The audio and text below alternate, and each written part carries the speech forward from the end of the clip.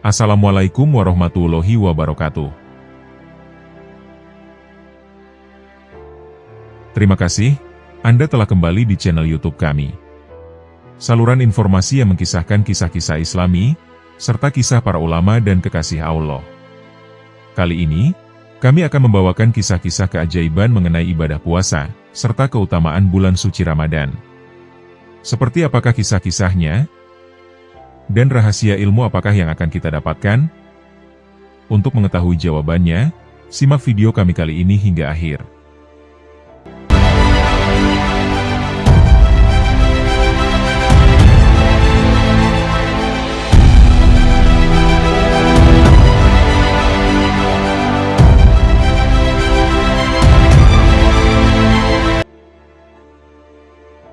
Terdapat banyak sekali kisah teladan tentang bulan suci Ramadan, baik dari Nabi Muhammad SAW, para sahabatnya, ataupun para ulama terdahulu. Kisah teladan ini dapat kita jadikan pelajaran untuk kehidupan pribadi, maupun kita ajarkan kelak pada anak cucu kita. Berikut ini telah kami rangkumkan beberapa kisah teladan tentang puasa Ramadan.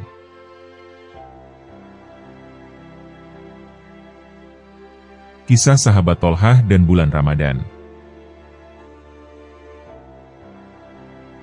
Berikut ini adalah kisah mimpi dari sahabat Rasulullah, Tolhah bin Ubaidillah. Diceritakan tentang dua orang lelaki bertakwa dari suku Qudha'ah, yang dikenal ringan tangan membantu dengan harta maupun tenaga untuk dakwah Islam. Hingga suatu saat, keduanya dengan gembira memenuhi panggilan jihad, dan mereka berharap mati syahid, agar mendapat jaminan masuk surga. Dalam perang tersebut, seorang diketahui meninggal syahid, sedang seorang lainnya pulang membawa kemenangan gemilang. Namun setahun kemudian, ia juga meninggal karena sakit. Suatu malam, sahabat Tolhah bermimpi tentang keduanya. Saat itu, Tolhah berada di depan pintu surga bersama kedua sahabat tersebut. Tiba-tiba dari dalam surga terdengar suara, yang memanggil nama sahabat yang meninggal karena sakit, dan mempersilakannya masuk ke dalam surga. Setelah itu, barulah terdengar suara lagi memanggil sahabat yang mati syahid, dan masuklah ia ke dalam surga. Lalu kembali terdengar suara dan berkata kepada Tolhah, "Kembalilah karena belum waktumu masuk surga." Tolhah pun kemudian terbangun dari mimpinya. Keesokan harinya, Tolhah menceritakan mimpi tersebut kepada sahabat-sahabat lainnya, namun mereka tidak percaya. Bagaimana mungkin, sahabat yang meninggal karena sakit dipanggil lebih dahulu masuk surga, daripada orang yang telah syahid di jalan Allah? Kisah ini pun akhirnya terdengar oleh Rasulullah SAW, lalu dipanggil Tolhah untuk menceritakan. Mendengar cerita mimpi Tolhah tersebut, Rasulullah membenarkannya, dan para sahabat pun terheran-heran. Mengapa temannya yang meninggal terakhir justru masuk surga lebih dahulu, daripada temannya yang meninggal karena mati syahid? Tanya para sahabat. Rasulullah SAW bertanya balik, bukankah temannya itu masih hidup setahun setelah kematiannya? Mereka menjawab, "Iya benar wahai Rasulullah." Rasulullah lalu bertanya lagi, "Dan bukankah ia masih mendapati bulan Ramadan, lalu ia berpuasa, melakukan sholat ini dan itu selama 1 tahun itu?" Tanya baginda Nabi. Mereka menjawab, "Iya benar wahai Rasulullah." Maka Rasulullah SAW bersabda, "Maka jarak antara mereka lebih jauh daripada jarak antara langit dan bumi." Hadis riwayat Ahmad, Ibnu Majah, dan Ibnu Hibban. Kisah barusan telah menunjukkan kepada kita tentang betapa keutamaan bulan Ramadan, dan ibadah di dalamnya dapat mengalahkan keutamaan seorang yang telah wafat syahid.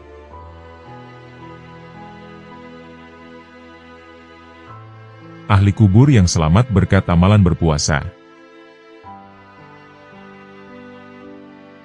Puasa di bulan Ramadan adalah salah satu rukun dalam agama Islam. Setiap muslim wajib mengerjakannya, dengan catatan, sudah memenuhi syarat dan rukunnya.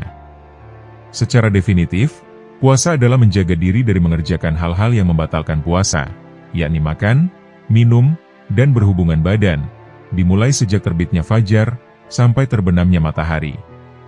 Meski demikian, puasa juga ada yang status hukumnya sunnah. Antara lain adalah puasa Senin Kamis, puasa tanggal 8 dan 9 bulan Zulhijjah, puasa Rajab, dan puasa 6 hari di bulan Syawal. Berkaitan dengan puasa Ramadan dan puasa 6 hari di bulan Syawal, Nabi Muhammad SAW pernah menjelaskan, barang siapa yang berpuasa di bulan Ramadan, dan puasa 6 hari di bulan Syawal, maka ia seperti berpuasa setahun penuh. Hadis riwayat Muslim.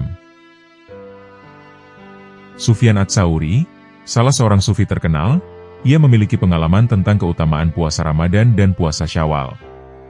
Di suatu siang, ada seorang pemuda penduduk Mekah datang ke Masjidil Haram. Ia kemudian mengerjakan tawaf dan sholat 2 rakaat, dan ia juga bertemu dengan Sufyan. Setelah mengucapkan salam kepada Sufyan, pemuda itu kemudian kembali ke kediamannya. Atas kejadian itu, Sufyan merasa menyayanginya, dan merasa bersahabat dengan pemuda itu. Sufyan juga merasa bingung dengan perasaannya itu. Suatu ketika, pemuda itu jatuh sakit. Ia lantas memanggil Sufyan, dan berkata kepadanya, "Wahai Sufyan, jika nanti aku telah tiada, aku meminta pertolongan kepadamu, untuk sudi kiranya engkau memandikan dan menguburku. Aku juga memintamu, agar engkau menalkin aku dengan kalimat tauhid, agar aku bisa menjawab pertanyaan yang diajukan malaikat Munkar dan Nakir. Serta aku juga meminta, agar engkau tidak meninggalkan kuburanku, di malam pertama aku sana." Pinta pemuda tadi kepada Sufyan. Mendengar permintaan sahabatnya itu, Sufyan pun menyanggupinya. Hingga suatu hari, pemuda itu benar-benar dipanggil ke hadirat ilahi. Innalillahi wa inna ilaihi roji'un. Sufyan pun mengerjakan, atas apa yang menjadi permohonan pemuda itu kepada dirinya. Di malam pertama, ia pun benar-benar menjaga kuburan sahabatnya itu. Hingga suatu saat, ketika ia berada dalam keadaan antara tidur dan terjaga, ia mendengar sebuah suara dari atas yang memanggil, dan berkata kepadanya, "Wahai Sufyan, engkau tak perlu mengerjakan semua itu. Engkau tak perlu menjaga, menalkin, dan menghiburnya, karena aku sendirilah yang melakukannya." Kata suara misterius yang tanpa rupa itu. Sebab amal perbuatan apakah, sehingga ia bisa mendapat kemuliaan seperti itu? Tanya Sufyan keheranan. Berkah puasa Ramadan dan puasa 6 hari di bulan Syawal yang ia kerjakan. Jawab suara misterius itu. Di saat ia terbangun dari tidur, ia merasa sangat aneh, karena ia tak melihat dan menemukan satu orang pun di sekelilingnya. Akhirnya ia mengambil air wudhu, dan kemudian mengerjakan sholat sunnah. Selepas itu, ia pun kembali tidur lagi. Namun anehnya, ia mengalami dan mendengar hal yang sama, seperti peristiwa yang pertama tadi, yakni ada suara tanpa rupa, yang berbicara dengannya tentang keadaan pemuda itu. Sufyan mengalami hal serupa itu selama 3 kali. Hingga pada akhirnya, ia meyakini bahwa suara itu bukan dari makhluk lain, namun dari Allah Subhanahu wa Ta'ala. Ia pun lantas meninggalkan kuburan pemuda itu, sembari berdoa, "Ya Allah, aku memohon kepadamu, anugerahkan kepadaku kemampuan untuk mengerjakan puasa-puasa itu dengan anugerah dan kemuliaan-Mu. Semoga di Ramadan tahun ini dan tahun-tahun berikutnya, Allah memberikan kita kesempatan, kekuatan, dan kemudahan untuk terus melaksanakan puasa, dan semoga bisa meneruskannya dengan puasa di bulan Syawal." Kisah ini disarikan dari kitab An-Nawadir, karya Ahmad Syihabuddin bin Salamah Al-Qulyubi.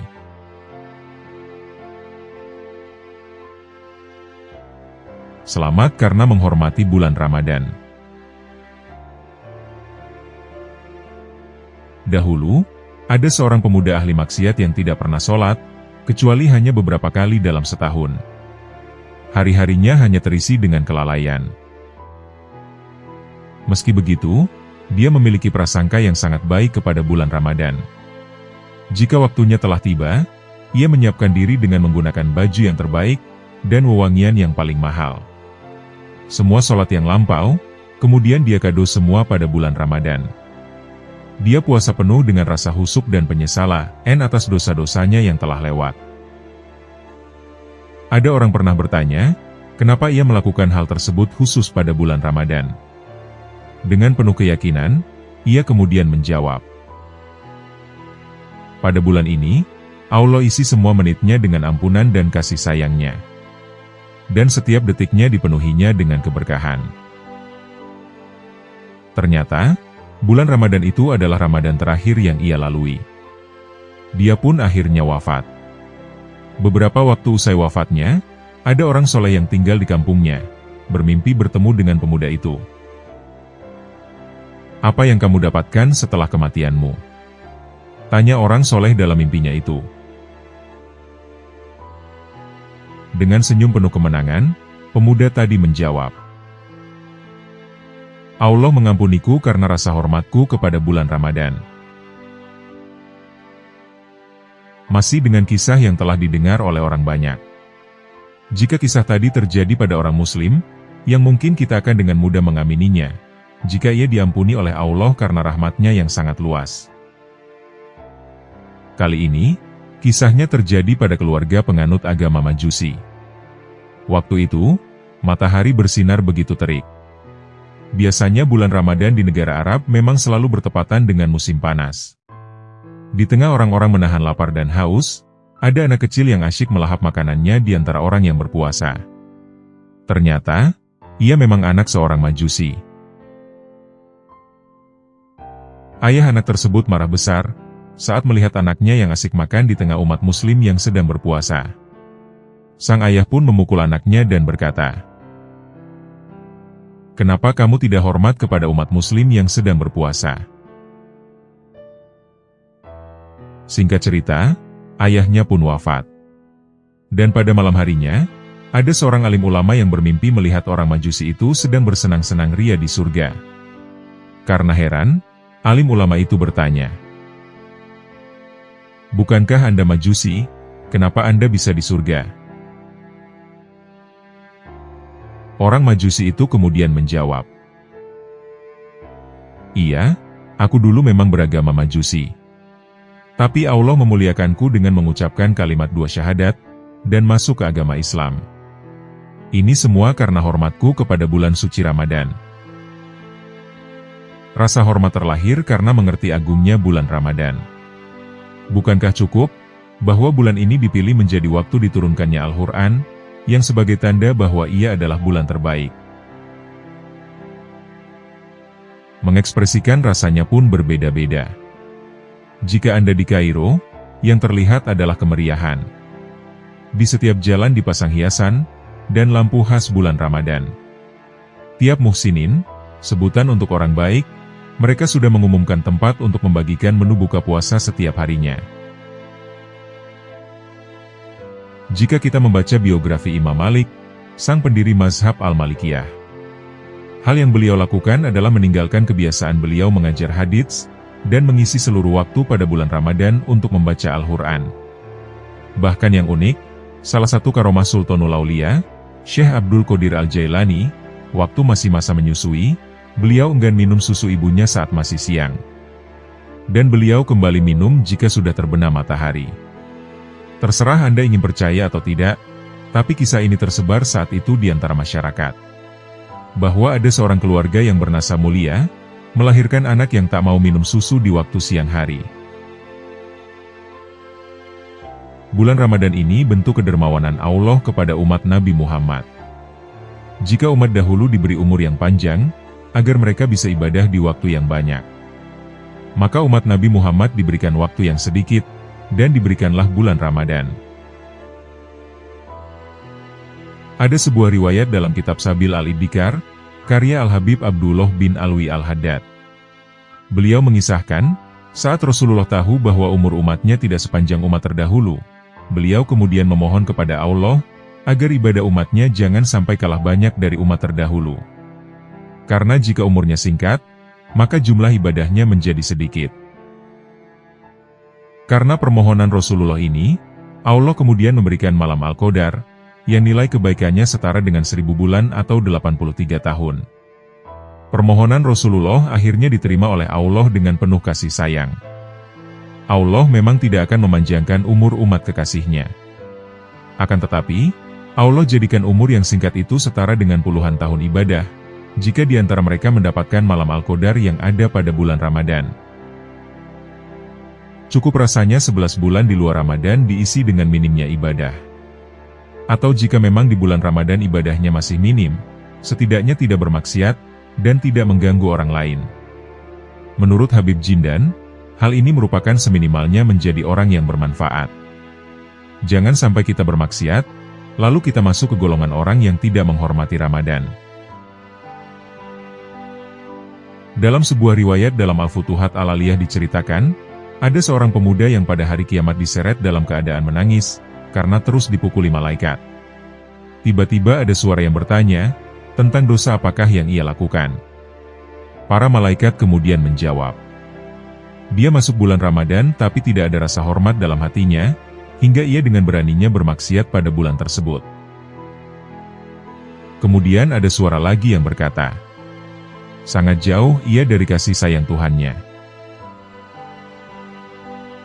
Al-Habib Ali Al-Jufri pernah menyebutkan, mengenai hikmah dibalik dibelenggunya setan pada bulan Ramadan. Beliau berkata, bahwa itu agar kemalasan manusia tidak lagi menyalahkan setan. Karena jika setan sudah dibelenggu, hanya tersisa dia dengan nafsunya. Jika masih malas, tentu dia hanya akan bisa menyalahkan dirinya sendiri, yang belum mampu untuk berubah. Semoga Allah memberikan taufik dan cahaya pada hati kita, agar dapat memaksimalkan bulan Ramadan kali ini, dan keluar dalam keadaan diri yang sudah dibersihkan dari gelapnya dosa.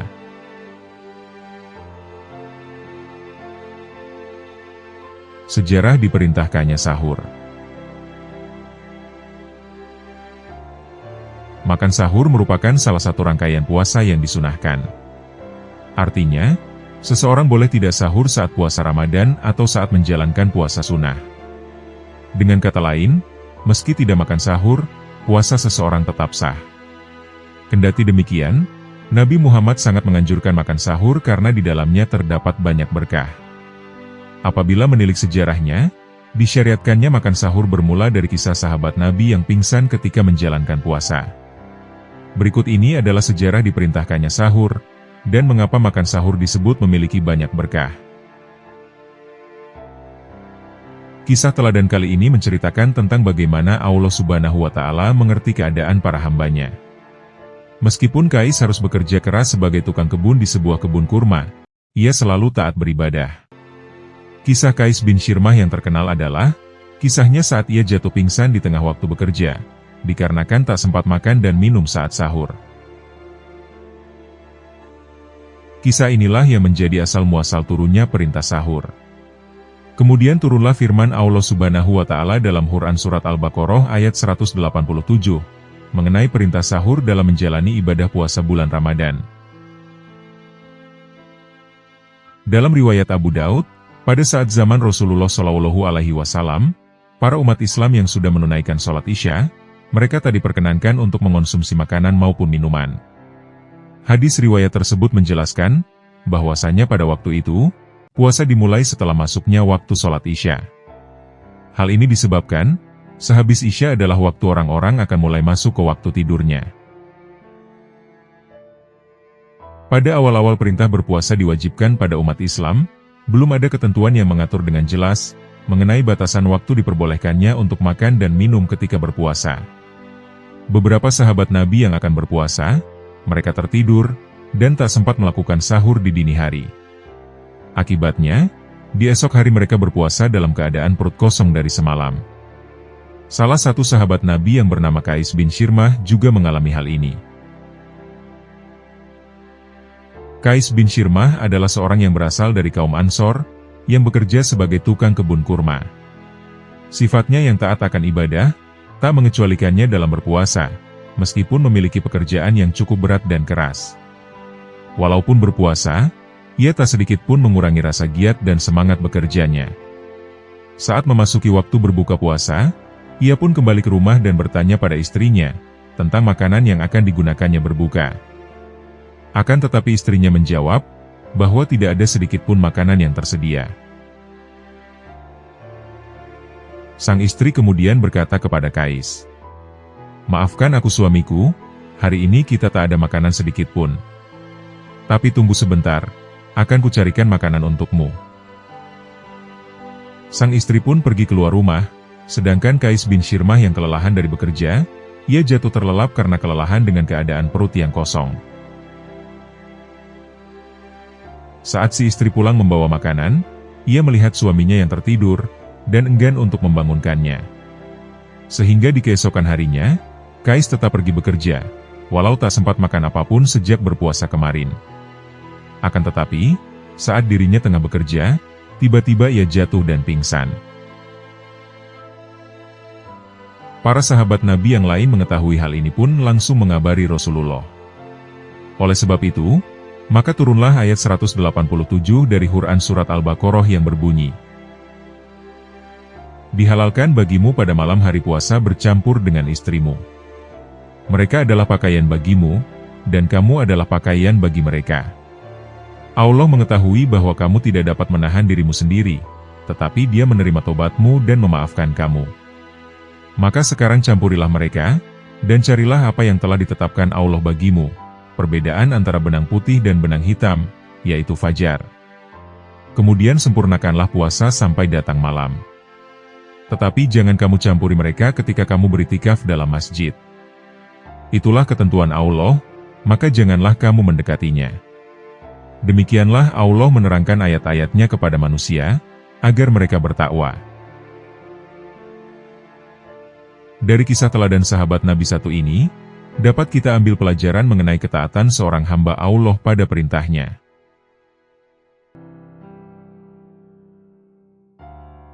Kisah sahabat yang berhubungan di siang Ramadan.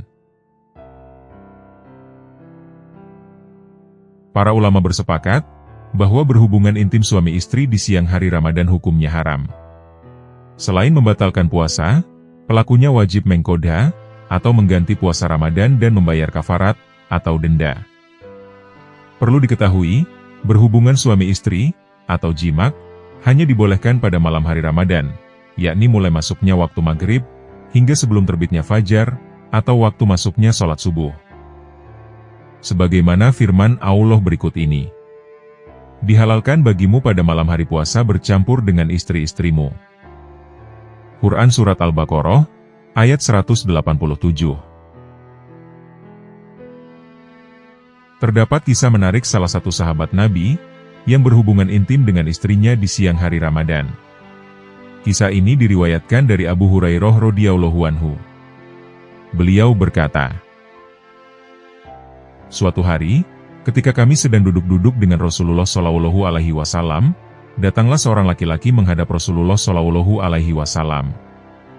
Dia kemudian berkata, 'Wahai Rasulullah, celakalah aku.' Rasulullah Shallallahu Alaihi Wasallam pun menanggapi, 'Apa yang terjadi denganmu?' Lelaki itu menjawab, 'Aku berhubungan biologis dengan istriku di siang hari, ketika sedang berpuasa Ramadan.' Rasulullah Shallallahu Alaihi Wasallam pun bertanya kepadanya, 'Apakah kamu memiliki seorang budak yang bisa kau merdekakan?' Lelaki itu kemudian menjawab, 'Aku tidak punya, wahai Rasul.' Rasulullah Shallallahu Alaihi Wasallam pun bertanya kembali, 'Apakah kamu mampu berpuasa 2 bulan berturut-turut?' Lelaki itu menjawab pertanyaan Nabi, 'Aku tidak mampu, wahai Rasul.' Kemudian Rasulullah Shallallahu Alaihi Wasallam pun kembali bertanya, 'Apakah kamu memiliki persediaan makanan untuk memberi makan ke 60 orang miskin?' Lelaki itu menjawab, 'Tidak, wahai Rasul.' Kemudian di sela-sela pertemuan itu, Rasulullah Shallallahu Alaihi Wasallam disuguhi besar kurma berwadah besar oleh salah satu sahabat. Rasulullah kemudian berkata, 'Di manakah si penanya tadi?' Lelaki itu pun menjawab, 'Saya Rasulullah.' Rasulullah Shallallahu Alaihi Wasallam pun berpesan kepadanya, 'Bawa kurma ini, dan bersedekahlah dengannya, sebagai kafarat puasa yang dibatalkan.' Lelaki itu kembali bertanya, 'Apakah saya harus memberikan kurma ini kepada orang yang lebih fakir dariku, wahai Rasul?' 'Demi Allah, wahai Rasul, tidak ada orang di daerahku yang lebih fakir dariku, dan keluargaku.' Rasulullah Shallallahu Alaihi Wasallam pun tersenyum, hingga terlihat sedikit gigi gerahamnya. Lalu beliau berkata lagi, berilah makan keluargamu dengan kurma itu. Hadis riwayat Bukhari. Dari cara Rasulullah Shallallahu Alaihi Wasallam menghadapi lelaki tersebut, kita dapat melihat kebijaksanaan beliau yang tak lantas memarahi lelaki tersebut. Akan tetapi beliau dengan sabar menjelaskan tentang apa yang difasilitasi syariat untuk menebus kesalahan yang telah dilakukannya. Beliau tak melihat kepada besar atau kecilnya dosa yang dilakukan lelaki tersebut. Akan tetapi, beliau langsung mencarikan solusi yang difasilitasi syariat untuk menebus kesalahannya. Bahkan, ketika lelaki tersebut secara terang-terangan menjelaskan bahwa ia tak memiliki budak untuk dimerdekakan, beliau dengan sabar beranjak kepada penjelasan fasilitas lainnya, yaitu dengan berpuasa 2 bulan berturut-turut. Dan ketika lelaki itu menjawab dengan terbuka bahwa dia tak mampu berpuasa 2 bulan berturut-turut, Rasulullah Shallallahu Alaihi Wasallam kembali menawarkan fasilitas lainnya, yaitu dengan memberi makan 60 orang miskin. Dan ketika lelaki tersebut menjawab bahwa ia tak punya harta untuk memberi makan 60 orang miskin, maka Rasulullah Shallallahu Alaihi Wasallam sendiri yang memberinya. Beliau memberikan modal baginya untuk menebus dosa dan kesalahannya dengan memberikan sejumlah besar kurma kepadanya. Dan hal yang paling luar biasa dari sikap Rasulullah ini terlihat ketika Rasulullah Shallallahu Alaihi Wasallam dengan santai memintanya untuk memberi kurma-kurma tersebut kepada keluarga lelaki tersebut. Ketika ia menjelaskan bahwa tak ada keluarga yang paling fakir di daerah dan komunitasnya selain keluarganya sendiri, Rasulullah pun masih bisa memberinya solusi yang memudahkan. Dari sikap Rasulullah Shallallahu Alaihi Wasallam ini kita bisa belajar bahwa dalam beragama jangan persulit apa yang bisa dipermudah. Karena jika tidak, kita sendiri yang akan binasa. Selain itu, dari kisah inilah para ulama bersepakat bahwa orang yang berjimak di siang hari Ramadan wajib membayar kafarat atau denda. Apabila mereka tidak mampu berpuasa 2 bulan berturut-turut, mereka harus menggantinya dengan memerdekakan budak. Jika tidak mampu juga, maka memberikan gandum atau beras sebanyak 1 mad, atau kurang lebih 1 kilogram, kepada 60 orang fakir miskin.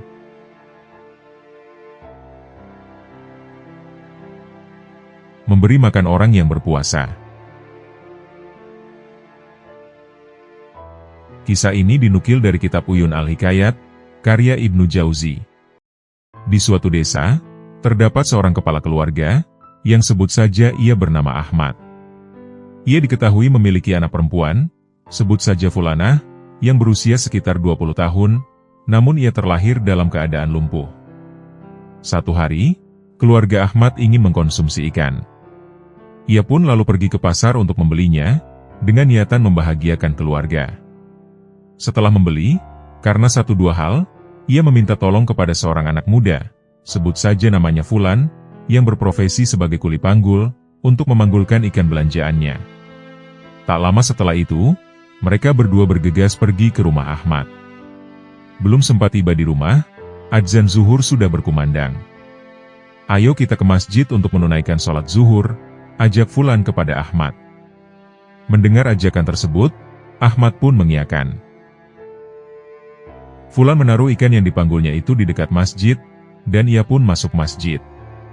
Di dalam masjid, tidak saja melaksanakan sholat berjamaah bersama Ahmad dan jamaah lainnya, namun Fulan juga mengerjakan sholat sunnah. Ketaatan Fulan ini membuat Ahmad berdecak kagum. Ia pun berkeinginan untuk mengapresiasi atas apa yang telah dilakukan Fulan. Selain upah, Ahmad juga akan memberinya ikan. Singkat cerita, sesampainya di rumah, Ahmad lalu menceritakan keinginannya itu kepada sang istri, dan usul itu disetujuinya.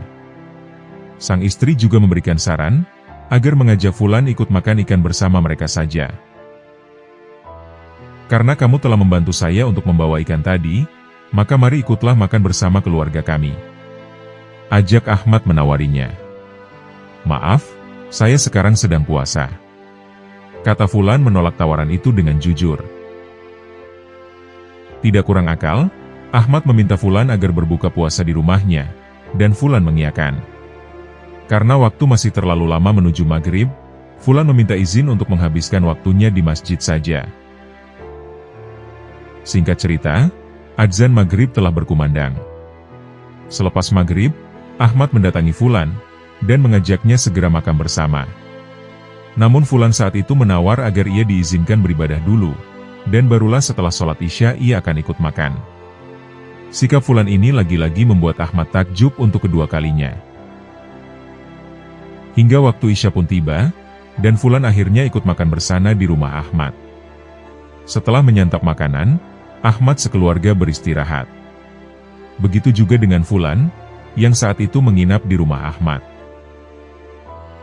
Malam-malam sekali, pintu kamar Ahmad diketuk oleh suara perempuan, yang tidak lain itu adalah anaknya sendiri.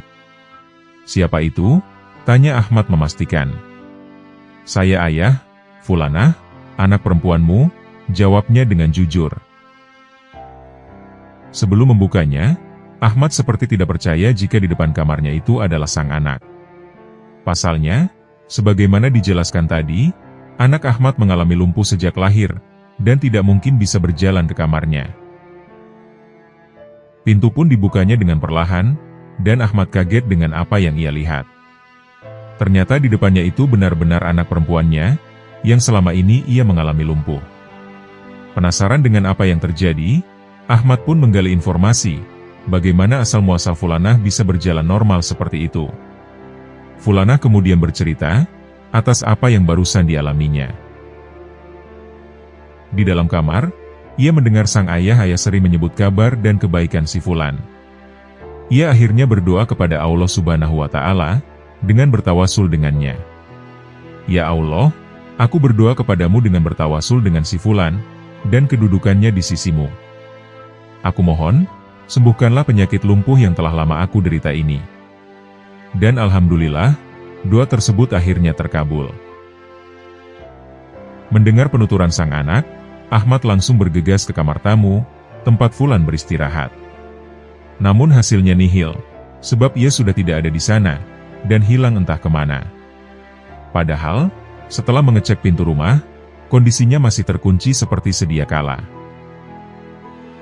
Selain tentang pentingnya rajin beribadah sejak usia muda, sebagaimana yang dilakukan Fulan, kisah barusan juga memberi pelajaran berharga lainnya, yakni tentang keutamaan memberi makanan berbuka kepada mereka yang sedang menjalankan puasa.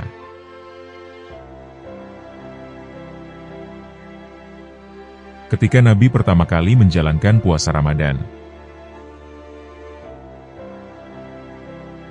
Berpuasa merupakan suatu kewajiban umat muslim di sepanjang Ramadan.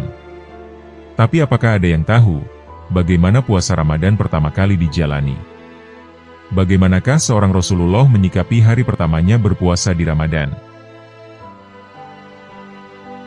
Perintah melakukan puasa dikeluarkan pertama kali saat tahun kedua Hijriah, atau bertepatan pada tahun 624 Masehi. Akan tetapi, berpuasa bukan hal yang asing bagi masyarakat Arab sebelum datangnya Islam. Mereka juga sudah sering melakukan puasa, sehingga berpuasa tidaklah dianggap hal baru yang merugikan.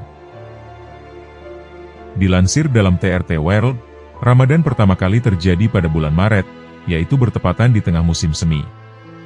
Pada saat itu, suhu di semenanjung Arab, termasuk Madinah, kondisinya dalam keadaan yang sangat sejuk. Perintah berpuasa ini terjadi setelah turunnya wahyu Quran Surat Al-Baqarah, ayat 183 hingga 185, yang berbunyi sebagai berikut. "Wahai orang-orang yang beriman, diwajibkan atas kamu berpuasa, sebagaimana diwajibkan atas orang-orang sebelum kamu, agar kamu bertakwa." Quran Surat Al-Baqarah, ayat 183. Mengutip perkataan Profesor Teologi Islam Universitas Hiti Turki, Kasif Hamdi Okur. Terlepas puasa bukanlah hal yang baru bagi masyarakat Arab, tetap saja mereka butuh waktu untuk menyesuaikan fisik dan mentalnya. Bagi mereka, pada awal menjalankannya tidaklah mudah, untuk menjalani puasa 30 hari penuh. Sedangkan di sisi Nabi Muhammad SAW dan para sahabatnya, mereka sudah menjalankan puasa sejak bulan Syaban di tahun kedua Hijriah tersebut. Belum diketahui secara pasti, apa yang menjadi penyebab adanya perintah berpuasa wajib pada Ramadan. Tapi perlu diingat tentang bagaimana keistimewaan bulan ini, seperti pertama kalinya Al-Quran turun pada 17 Ramadan. Oleh sebab itu, kisah Nabi Muhammad SAW dalam menjalani puasa Ramadan pertama kali, tidaklah mengejutkan baginya.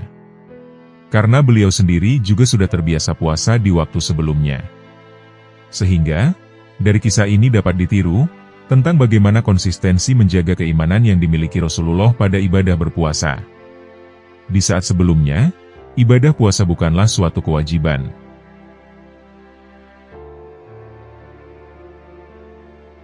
Jasadnya utuh karena rajin berpuasa. Ada satu sahabat Nabi Muhammad SAW yang bernama Abu Tolhah. Ia merupakan sosok yang sangat rajin menunaikan ibadah puasa. Melalui riwayat Anas bin Malik telah diceritakan, bahwa Abu Tolhah selalu berpuasa selama 40 tahun, sepeninggalan Nabi Muhammad SAW. Dalam buku ensiklopedia sahabat Rasulullah dijelaskan, Abu Tolhah tidak menunaikan puasa hanya pada hari-hari yang diharamkan, seperti hari raya, atau saat ia sedang sakit. Selain rajin menunaikan puasa, Abu Tolhah juga tak pernah meninggalkan sholat malam, dan selalu berjihad di jalan Allah. Ia tak pernah lelah menegakkan ajaran Allah Subhanahu wa Ta'ala dalam keseharian hidupnya, bahkan hingga ia sudah berusia lanjut dan renta. Anak-anaknya telah memperingatkan dengan menasihati Abu Tolhah perihal umurnya yang sudah renta. Namun ia tetap bulat akan tekadnya untuk berjihad dan berlaut bersama pasukan pengembara muslim lainnya. Seorang anak dari Abu Tolhah berujar, "Semoga Allah memberikanmu rahmat selalu, wahai ayah kami. Engkau sekarang sudah amat tua. Engkau sudah berjuang bersama Rasulullah, Abu Bakar, dan Umar. Mengapa kau tidak rehat saja, dan biarkan kami melanjutkan jihadmu?" Segera Abu Tolhah menimpali melalui firman Allah Subhanahu wa Ta'ala dalam Quran Surat At-Taubah ayat 41. "Berangkatlah kamu, baik dalam keadaan merasa ringan maupun berat. Dan berjihadlah kamu dengan harta dan dirimu di jalan Allah. Yang demikian itu adalah lebih baik bagimu, jika kamu mengetahui." Sayangnya, Abu Tolhah wafat dalam perjalanan tersebut. Ia wafat dalam keadaan menjalani ibadah puasa.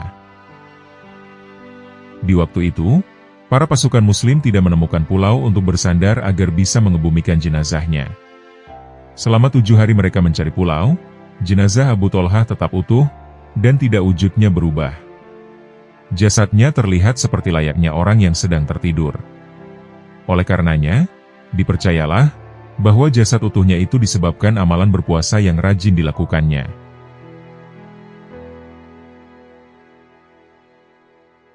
Sejarah turunnya malam Lailatul Qadar. Sejarah diturunkannya Lailatul Qadar penting diketahui umat muslim, mengingat hal ini sangat jarang dibahas. Dalam satu hadis dari Ibnu Abbas mengatakan, bahwa Nabi SAW bersabda, "Carilah Lailatul Qadar pada malam 10 yang terakhir dari bulan Ramadan."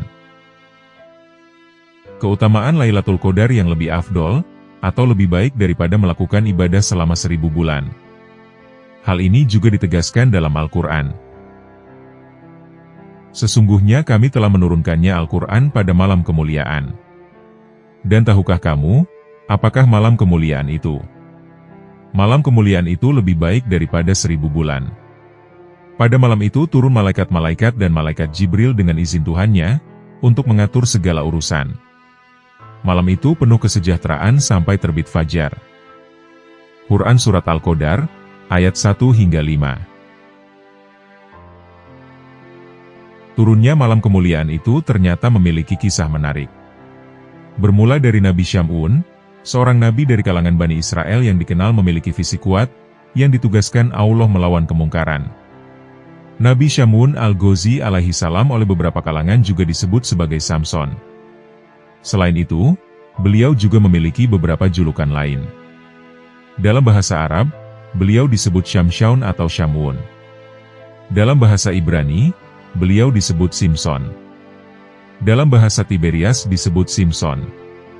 Dalam Alkitab Nasrani, disebut Samson.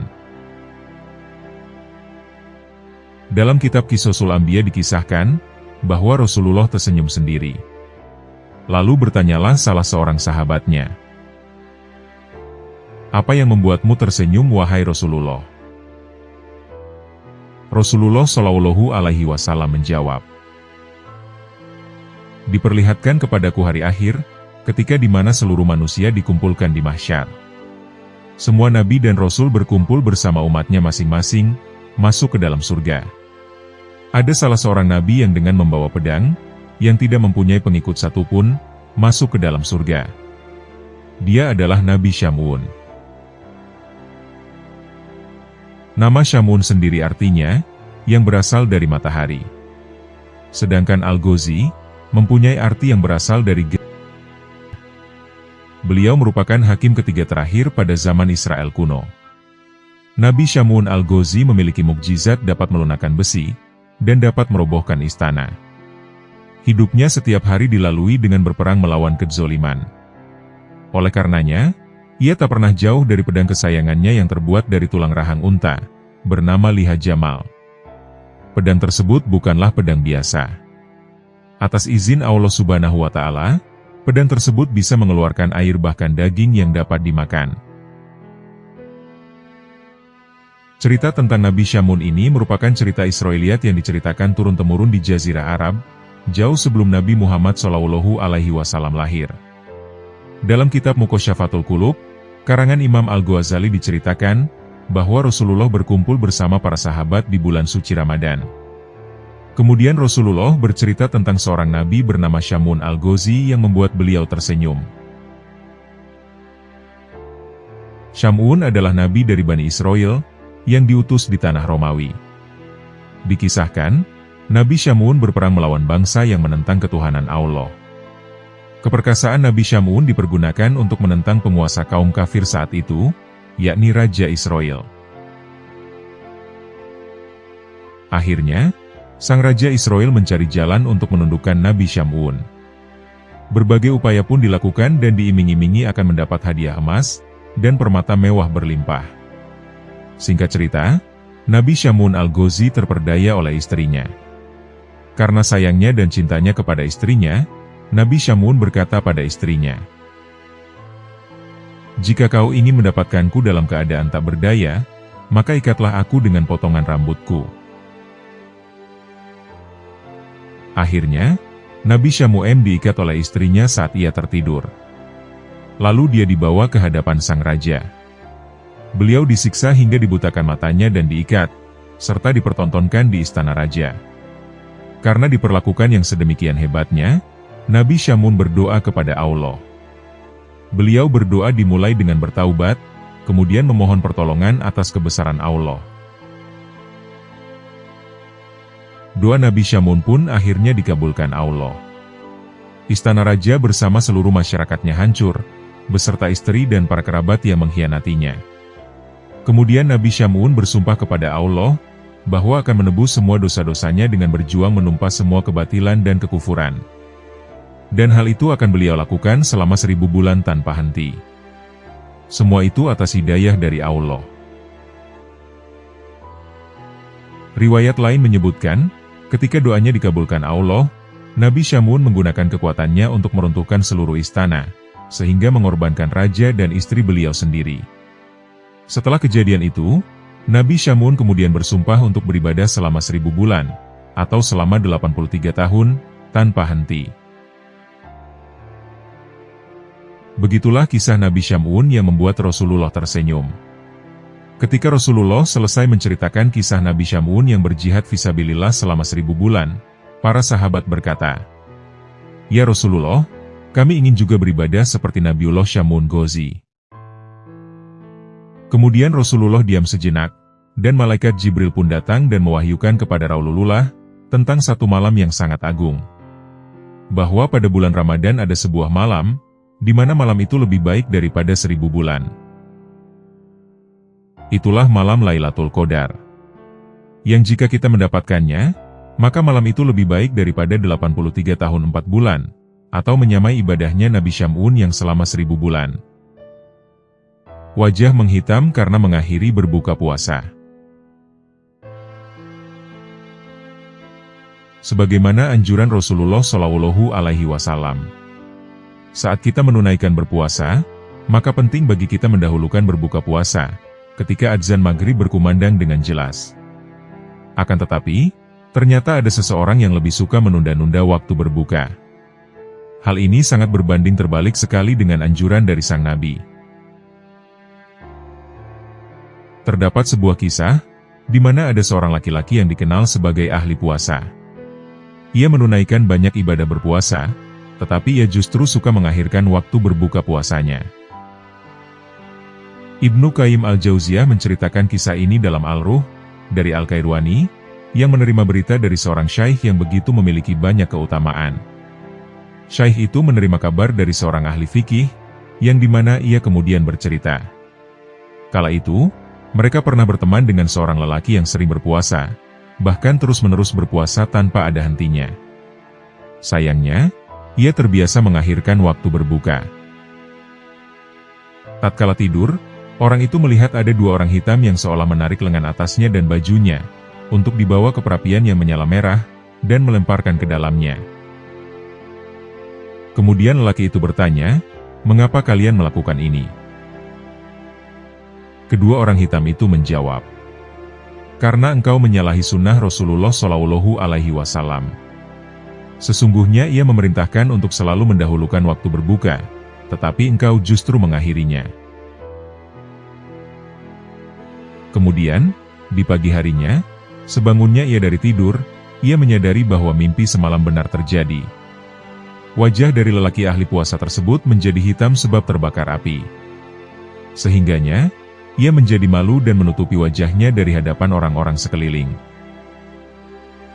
Oleh karena itu, sesuai dengan anjuran Rasulullah Shallallahu Alaihi Wasallam, segerakanlah untuk berbuka puasa jika sudah memasuki waktunya.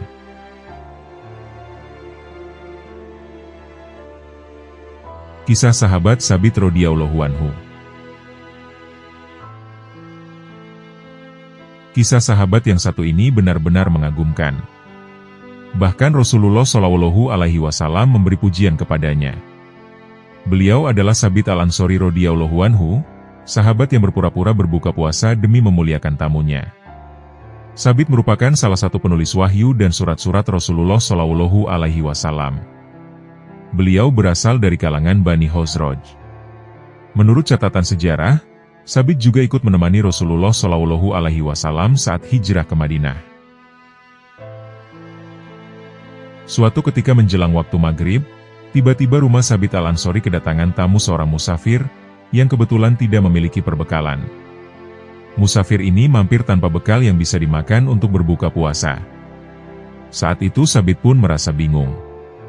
Di satu sisi, ia teringat pesan Nabi Shallallahu Alaihi Wasallam, tentang kesunahan memuliakan tamu. Namun di sisi lain, saat itu kondisi ekonominya sedang sulit. Selepas mempersilakan masuk orang yang bertandang ke rumahnya itu, Tsabit berbisik kepada sang istri. "Apakah ada makanan untuk petang ini?" Sang istri pun turut gundah, lalu ia pun menjawab, "Demi Allah, wahai suamiku, tidak ada lagi makanan yang kusimpan, terkecuali sedikit." Tsabit terdiam sejenak, dan kemudian memutar otak. Akhirnya ia sampaikan sebuah siasat kepada sang istri, agar mematikan lampu saat waktu berbuka tiba. "Aku membawa seorang tamu. Jika kami mulai makan, padamkanlah lampu, dan berpura-puralah memperbaikinya. Selama perut tamu kita belum kenyang, jangan makan sedikit pun dari makanan itu." Bisik Tsabit, yang kemudian dibalas anggukan istrinya. Sang tamu pun kemudian dipersilakan menyantap hidangan, yang serba pas-pasan itu. Namun, Tsabit dan istrinya cuma berkecap-kecap, seolah ikut bersantap. Padahal, tangan keduanya sama sekali tak menyentuh hidangan. Keesokan harinya, sang tamu pamit untuk melanjutkan perjalanannya. Tsabit pun kembali menghadiri majelis untuk mendapatkan berkah dan pencerahan dari sang Nabi. Ketika Tsabit dan Rasulullah bertemu, Rasulullah tersenyum sambil berkata, "Wahai Tsabit, Allah menghargai pelayananmu terhadap tamumu semalam." Mendengar perkataan Nabi, Tsabit terkejut diliputi rasa malu dan bahagia. Demikian kisah sahabat Nabi yang berpura-pura berbuka puasa, demi memuliakan tamunya.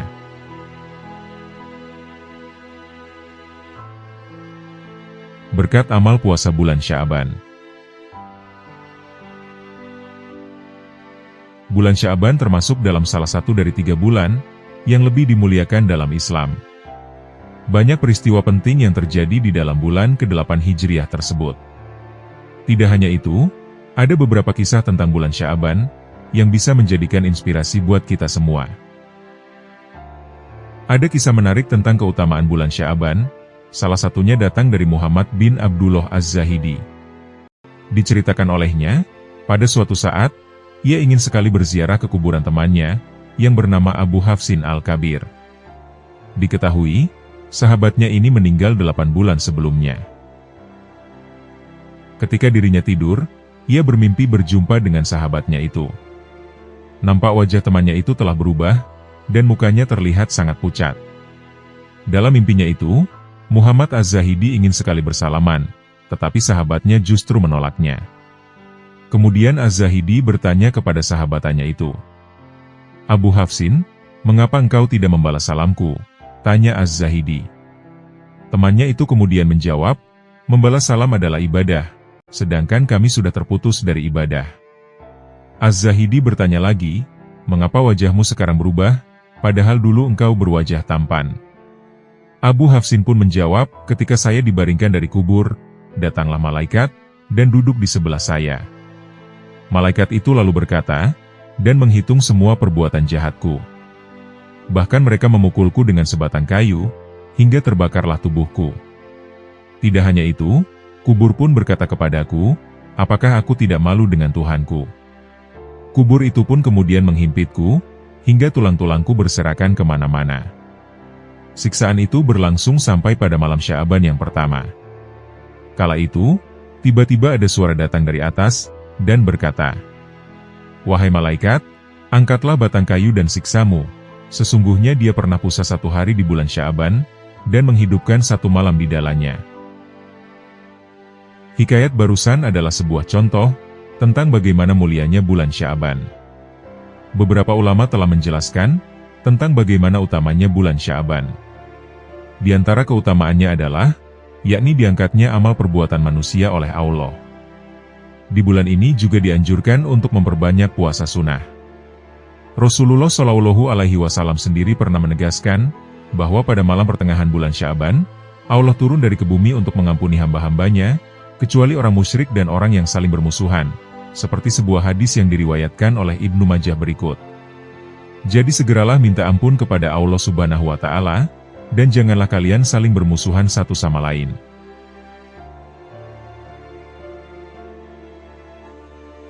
Kisah menteri dan penggembala yang berpuasa. Dahulu, terdapat seorang menteri bernama Rauh bin Zinba, salah satu wazir atau menteri dari Abdul Malik bin Marwan. Saat itu ia menangis terseduh-seduh, saat tiba bulan Ramadan.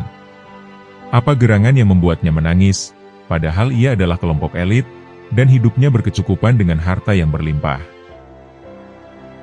Kejadian tersebut rupanya terjadi saat Rauh bin Zinba bersafar, untuk keperluan ibadah haji. Saat itu beliau singgah di suatu oase antara Mekah dan Madinah. Untuk mengisi waktu istirahat, beliau pun meminta pembantunya menyiapkan bekal makanan, yang sudah mereka bawa dari rumah, untuk bekal perjalanan mereka. Sang pembantu pun menyiapkan berbagai macam lauk pauk makanan untuk dimakan. Dengan penuh gembira, Rauh bin Zinba pun segera memakan berbagai macam hidangan lauk pauk tersebut. Namun kemudian, lewatlah seorang penggembala kambing di hadapannya, saat ia sedang menyantap makanan tersebut. Badui sang penggembala kambing itu pun dipanggil oleh Rauh bin Zinba. Rupanya, Rauh bin Zinba merasa iba dengan si Badui. Ia pun memerintahkan si Badui untuk segera ikut makan bersamanya, namun saat itu si Badui menolak tawaran yang sangat istimewa. Rauh bin Zinba pun merasa kecewa dan terheran-heran. Ia pun bertanya-tanya, mengapa si Badui itu enggan makan bersamanya, padahal makanan yang ia tawarkan sangat lezat. Si Badui itu pun menjawab, "Maaf, saya tidak bisa tuan, sebab saat ini saya sedang berpuasa." Menteri Rauh bin Zinba pun tetap merasa heran, dan bertanya kepadanya, "Di hari sepanjang dan sepanas ini, mengapa kamu tetap berpuasa?" Si Badui itu tetap tidak tergiur dengan tawaran makanan dari Rauh bin Zinba. Bahkan ia tetap teguh menjalankan ibadah puasa, sembari menjawab berbagai pertanyaan Rauh bin Zinba dengan sangat mantap. "Apa aku akan mengelabui hari-hariku hanya untuk memakan makananmu?" Sebagaimana ditulis Ibnu Katsir dalam Bidayah wa Nihayah, yang di dalamnya menyenandungkan untaian syair berikut ini. "Wahai penggembala, engkau begitu pelit dengan hari-harimu, sementara Rauh bin Zinba dermawan dengan hari-harinya." Maksud dari syair tersebut adalah, si penggembala ternyata begitu menjaga hari-harinya dengan hal-hal yang bermanfaat. Sedangkan Rauh bin Zinba, ia justru malah menghambur-hamburkannya. Setelah menolak tawaran makanan dari Rauh bin Zinba, si Badui kemudian berjalan agak jauh untuk mencari tempat singgah untuk beristirahat. Melihat hal tersebut, Rauh bin Zinba pun menangis terseduh-seduh di bulan puasa itu. Menteri Rauh bin Zinba kemudian menyuruh pembantunya untuk membereskan makanan yang sudah disediakan untuknya. Dengan perasaan sangat kecil, Menteri Rauh bin Zinba beserta pembantunya kemudian meninggalkan lokasi tersebut. Sedangkan, si Badui sang penggembala tetap mantap dengan keimanannya, dan bersabar menjalankan ibadah puasa. Pertemuan dua insan, yang satu dari kalangan elit pemerintahan, dan satunya dari kalangan rakyat jelata, sungguh menarik untuk kita petik hikmahnya. Yang pertama, orang berpuasa seharusnya tidak gampang tergiur dengan segala iming-iming berbagai hal yang bersifat duniawi. Yang kedua, orang yang mengisi hari-harinya dengan berpuasa, sebenarnya sudah memanfaatkan waktu yang ia miliki dengan hal-hal bermanfaat. Dan yang ketiga, puasa bisa menanamkan kesadaran pada jiwa manusia, bahwa sesungguhnya kepentingan Allah harus lebih bisa diprioritaskan, dibandingkan dengan kepentingan apapun. Menteri Rauh bin Zinba, seolah-olah ia telah mendapatkan pelajaran yang sangat berharga dari si penggembala. Dalam kondisi sesempit dan semelarat apapun, umat Islam hendaknya memprioritaskan Allah dan akhirat, daripada urusan duniawi. Semestinya, Menteri Rauh bin Zinba, yang berkecukupan bisa lebih gencar beribadah, daripada si penggembala kambing tersebut.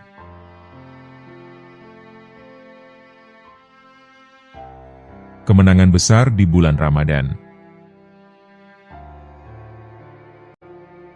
Perang Badar adalah perang antara umat Muslim dan kaum Quraisy, yang dikenal sebagai perang besar pertama dalam sejarah Islam. Perang ini mengalami perpecahan pada tanggal 17 Ramadan, tepatnya di tahun kedua Hijriyah.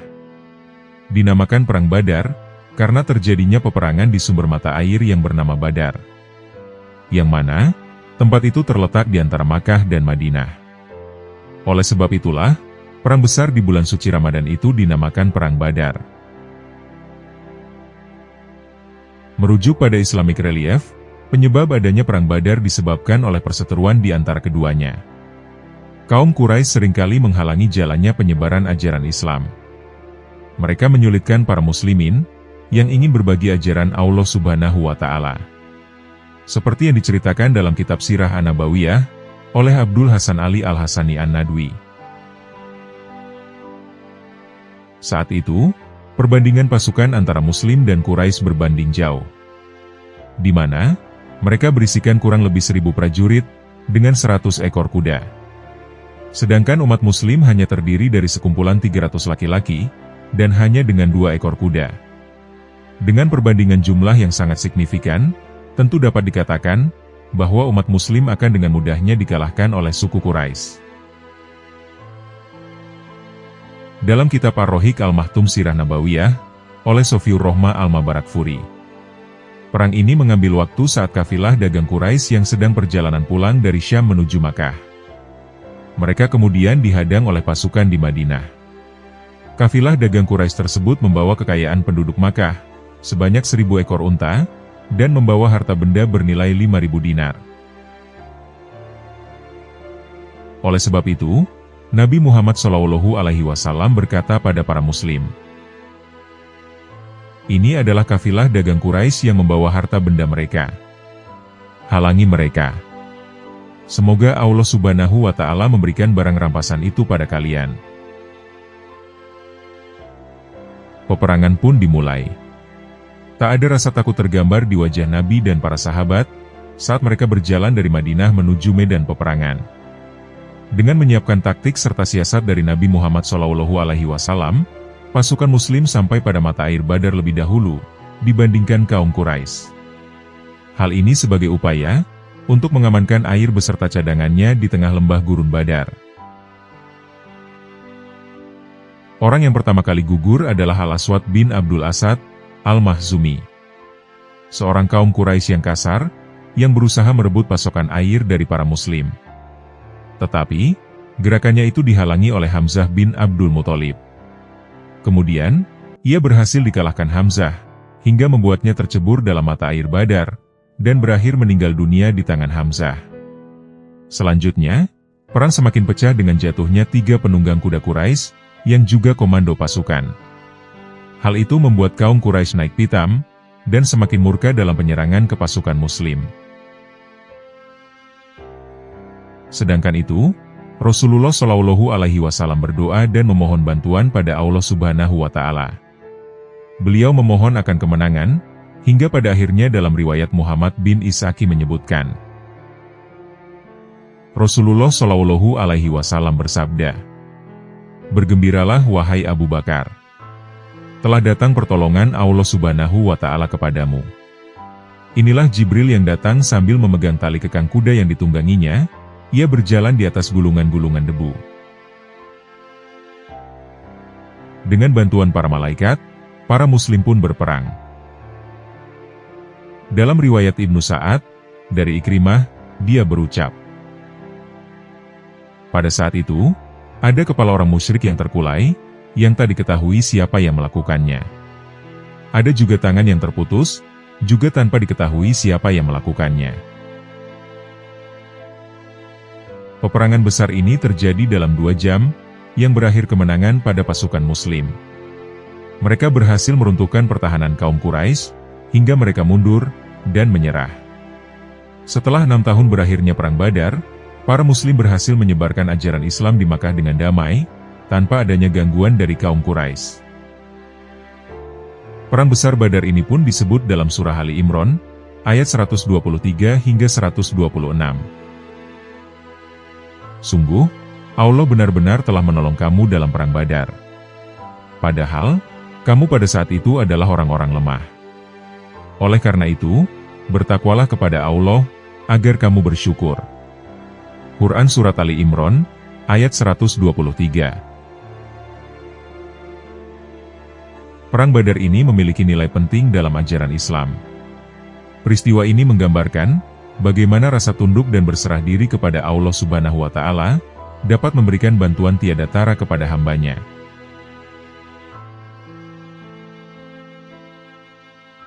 Pembebasan kota Makkah di bulan Ramadan. Kisah selanjutnya adalah mengenai peristiwa pembebasan Mekah yang dilakukan oleh Rasulullah SAW bersama dengan pasukan Muslim lainnya.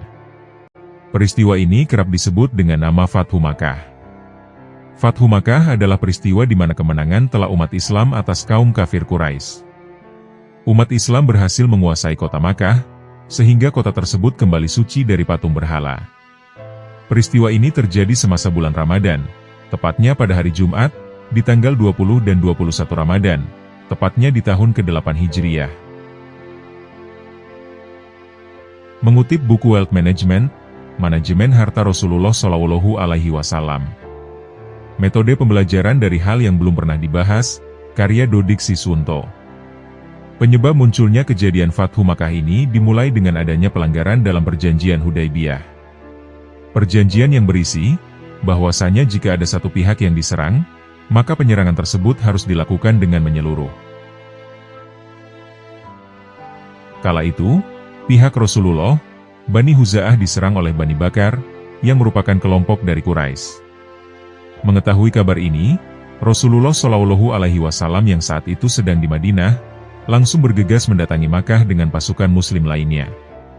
Lantas, dengan membagi jumlah pasukan menjadi beberapa kelompok, Rasulullah melancarkan strateginya dalam kemudahan melakukan penyerangan, serta pengecohan kaum Quraisy. Seorang panglima Islam yang paling terkenal, Khalid bin Walid, Ia pun ditunjuk Rasulullah untuk memimpin ribuan pasukan muslim dengan senjata yang sudah lengkap itu. Keadaan kota saat itu mendorong pasukan Rasulullah untuk berdiam di atas bukit-bukit sekitaran kota Makkah. Selanjutnya, mereka juga membangun deretan pagar betis, guna melindungi diri dari penyerangan pasukan kaum Quraisy. Tak hanya itu, masing-masing dari kelompok pasukan muslim tersebut juga mengepung kota Makkah dari tiap-tiap arah mata angin, demi menyudutkan Quraisy.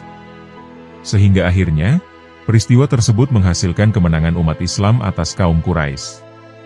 Panglima Khalid bin Walid serta pasukannya berhasil merampas dan mengamankan senjata-senjata miliki pasukan Quraisy, dan memastikan memberikan gempuran yang maksimal pada mereka. Berbagai perlawanan yang dilakukan Quraisy sama sekali tak membuat pasukan umat Islam mengambil langkah mundur. Peristiwa Fathu Makkah disebut dalam Quran Surat Al-Fath, ayat 1. Sesungguhnya kami telah memberikan kepadamu kemenangan yang nyata.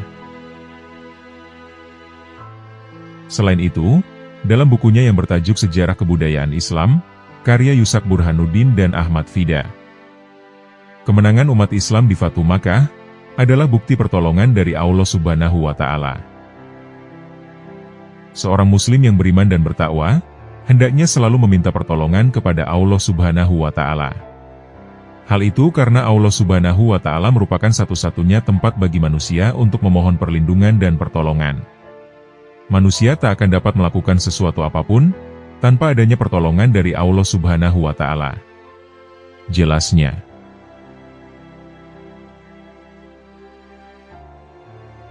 Kisah turunnya wahyu pertama Rasulullah. Wahyu yang pertama kali turun adalah Quran Surat Al-Alaq, ayat 1 hingga 5. Ayat ini diturunkan dan diterima oleh Rasulullah SAW saat beliau sedang beribadah di Gua Hiro, yang letaknya terletak sejauh 5 km dari kota Makkah. Wahyu ini turun pada 17 Ramadan 610 Masehi. Peristiwa agung inilah yang kemudian disebut sebagai Malam Nuzulul Quran. Dengan diturunkannya wahyu pertama ini, menandakan sebuah peristiwa yang memulai peradaban Islam. Turunnya wahyu ini menjadikan sebuah cahaya bagi Rasulullah SAW dalam mengarahkan masyarakat Makkah pada jalan yang benar. Nabi Muhammad dikenal sebagai sosok yang suka merenungkan suatu hal, dan senantiasa berdoa pada Allah Subhanahu wa Ta'ala saat meminta cahaya pertolongan terhadap kaumnya. Hal ini dikarenakan, sebelum wahyu pertama turun, kondisi moral masyarakat Makkah mengalami kemunduran yang mengkhawatirkan. Ummul Mukminin radhiyallahu anha berkata, permulaan wahyu yang diterima oleh Rasulullah adalah ar-ru'ya as-solikah, atau mimpi yang baik dalam tidur. Biasanya mimpi yang dilihatnya itu jelas, bagai cuaca pagi. Kemudian beliau jadi senang menyendiri di Gua Hiro untuk bertahanuts, atau menyepi. Beliau bertahanuts, beribadah di sana beberapa malam, dan tak pulang ke rumah istrinya. Untuk itu, beliau melakukan persiapan dengan membawa bekal. Kemudian beliau pulang kepada Khadijah, dan dibawanya pula perbekalan untuk keperluan itu. Sehingga, datanglah kepada beliau al-haq, yakni kebenaran wahyu, pada waktu beliau berada di Gua Hiro. Maka datanglah kepada beliau malaikat Jibril dengan berkata, "Bacalah." Kemudian Nabi Muhammad menjawab, "Aku tidak bisa membaca." Kemudian Nabi bercerita, "Lalu malaikat itu menarikku, dan memelukku erat-erat, sehingga aku kesulitan. Kemudian ia melepaskanku dan berkata lagi, 'Bacalah.' Dan aku menjawab, 'Aku tidak bisa membaca.' Aku lalu ditarik dan dipeluknya kembali kuat-kuat, hingga habislah tenagaku. Seraya melepaskanku, ia berkata lagi, 'Bacalah.' Aku kembali menjawab, 'Aku tidak bisa membaca.' Kemudian untuk ketiga kalinya, ia menarik dan memelukku sekuat-kuatnya, lalu seraya melepaskanku ia berkata, sebagaimana yang terdapat pada surah Al-Alaq ayat 1 hingga 5. 'Bacalah dengan menyebut nama Tuhanmu yang menciptakan.' Dia telah menciptakan manusia dari segumpal darah. Bacalah. Dan Tuhanmulah yang Maha Pemurah, yang mengajar manusia dengan perantaran kolam, atau pena. Dia mengajar kepada manusia, apa yang tidak diketahuinya. Quran Surat Al-Alaq, ayat 1-5. Karena hal itu, Rasulullah Shallallahu Alaihi Wasallam pulang ke rumah Khadijah dengan penuh ketakutan, bahkan hingga tubuhnya bergetar. Beliau berkata pada Khadijah, "Selimutilah aku." Segeralah si Khadijah menyelimuti Rasulullah, hingga hilang rasa takut itu. Setelahnya, Rasulullah menceritakan apa saja yang dialaminya kepada Khadijah. Beliau kemudian berkata, "Sesungguhnya aku mencemaskan diriku." Mendengarnya, Khadijah kemudian membalas, "Sama sekali tidak. Demi Allah, Allah selamanya tak akan menghina engkau. Sesungguhnya engkaulah yang selalu menyambung persaudaraan, menanggung orang yang kesusahan, mengusahakan apa yang dibutuhkan, menghormati tamu, dan membantu derita orang akan kebenaran." Lalu, Khadijah mengajak Rasulullah Shallallahu Alaihi Wasallam menemui anak dari pamannya, yang bernama Warokoh bin Naufal bin Asad. Warokoh merupakan seorang Nasrani. Ia ahli dalam bahasa Ibrani, bahkan menulis sejumlah kitab dan Injil dalam bahasa Ibrani, walau ia buta dan sudah tua. Sesampainya di sana, Khadijah meminta Rasulullah bercerita pada Warokoh akan kejadian yang dialaminya di Gua Hiro. Kemudian Warokoh menjelaskan, itu adalah Namus, atau Jibril, yang diutus Allah pada Musa. Mudah-mudahan aku masih hidup di saat engkau diusir kaummu.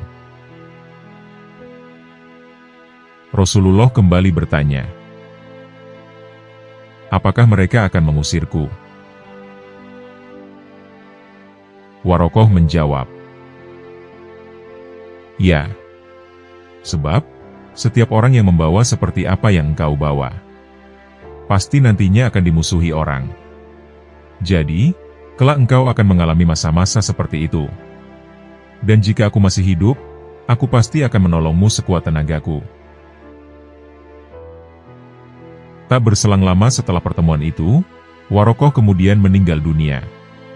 Selanjutnya, Nabi Muhammad menerima wahyu secara berkelanjutan selama kurang lebih 23 tahun. Hal itu sebagai tanda dimulainya peradaban umat manusia, khususnya dalam ajaran Islam. Dari kisah satu ini, terlihat jelas bagaimana sifat teladan Rasulullah yang dikisahkan. Bagaimana beliau begitu peduli pada kondisi dan nasib para umatnya. Sehingga, beliau selalu bermunajat, berdoa memohon petunjuk kepada Allah Subhanahu wa Ta'ala.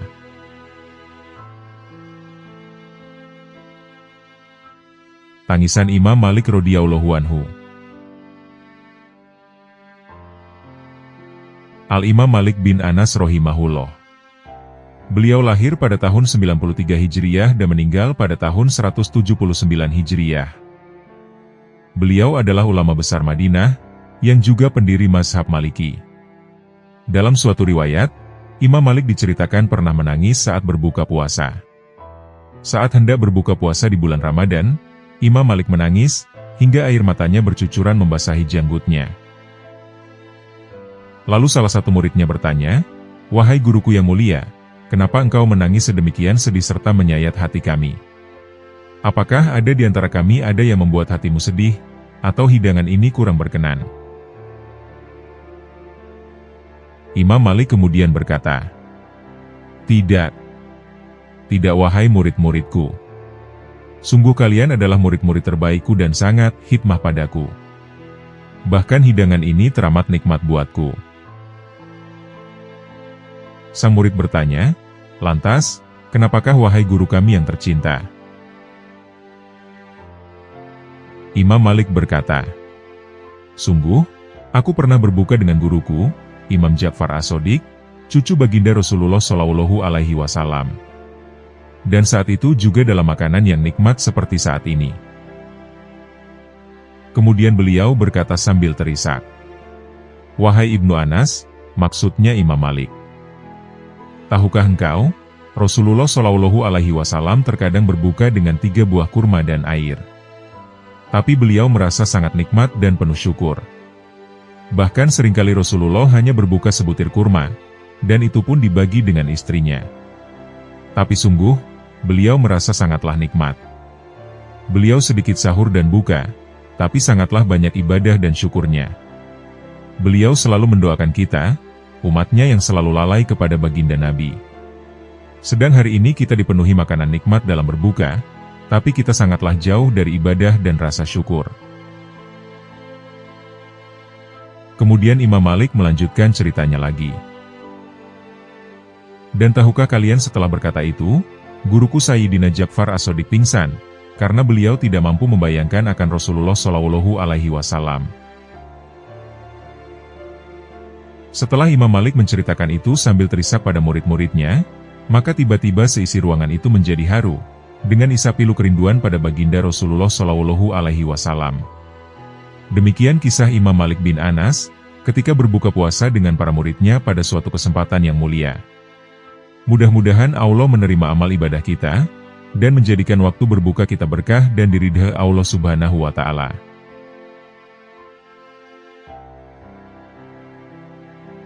Sejarah diperintahkannya puasa. Bagaimana sebenarnya asal-usul dan sejarah disyariatkannya puasa Ramadan?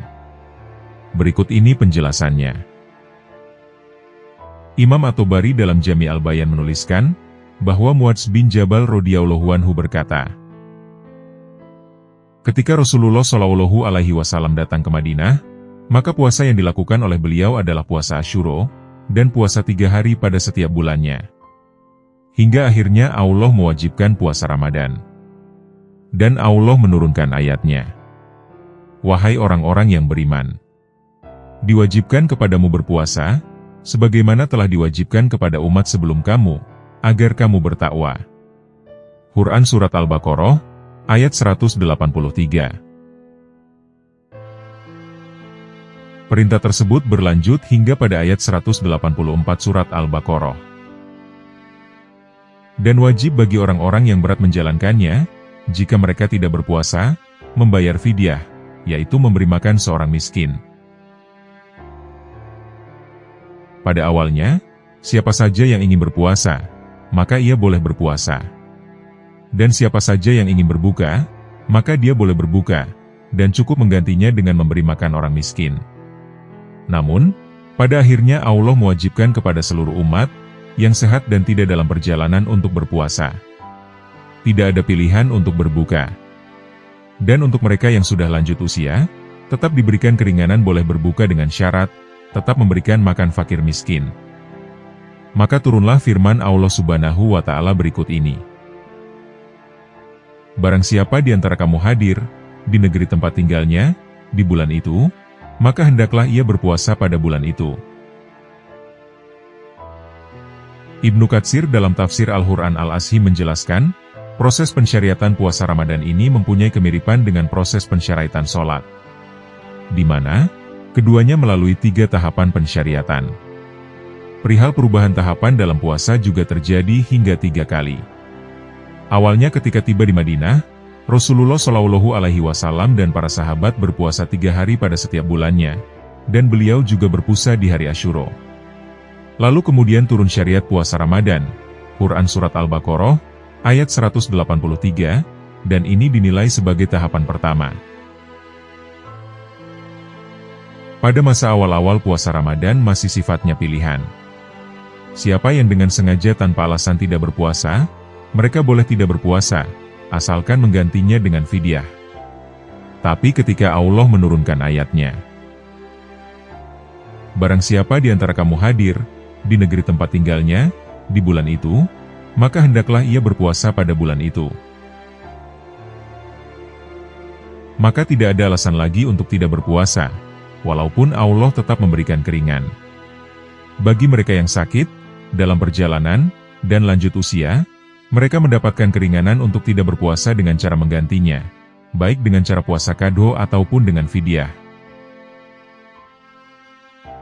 Dan sampai di sini, dinilai sebagai tahapan kedua dalam syariat puasa.